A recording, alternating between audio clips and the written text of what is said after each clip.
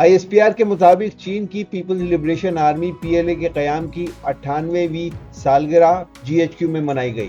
پاکستان میں عوامی جمہوریہ چین کے سفیر جیانگ زیڈ وینگ نے اس موقع پر بطور مہمان خصوصی شرکت کی۔ تقریب میں دفاعی اتاشی میجر جنرل وانگ جانگ، چینی سفارت خانے کے حکام اور پاکستان کی سہ فریقی افواج کے اعلیٰ فوجی افسران نے بھی شرکت کی۔ فیلڈ مارشل سید عاصم منیر نے چینی مہمانوں کا پرتپاک استقبال کیا اور PLA کی 98ویں یوم تاسیس پر مبارکباد پیش کی۔ انہوں نے چین کے دفاع، سلامتی اور قومی تعمیر میں PLA کے اہم کردار کو سراہا۔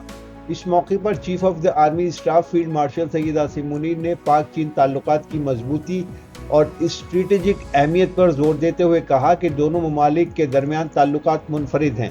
یہ تعلقات وقت کی آزمائش اور ابھرتے ہوئے علاقائی اور عالمی چیلنجوں کے درمیان غیر معمولی استحکام کے حامل ہیں۔ فیلڈ مارشل نے اس بات پر روشنی ڈالی کہ پاک چین اسٹریٹجک تعلقات باہمی اعتماد، غیر متزلزل حمایت اور مشترکہ عزم کی مثال ہیں۔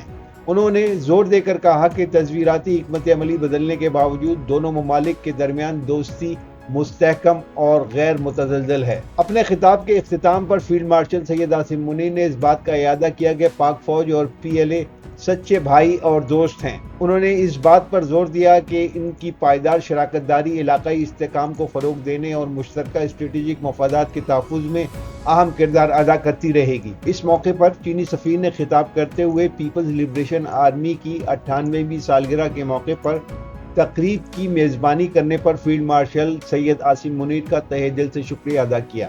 انہوں نے دہشت گردی کے خلاف جنگ میں پاکستان کی مسلح افواج کے ثابت قدم کردار کا اعتراف کیا اور پاکستان کے ساتھ اپنے اسٹریٹجک شراکت داری کے لیے چین کی غیر متزلزل حمایت اور عزم کا اعادہ کیا۔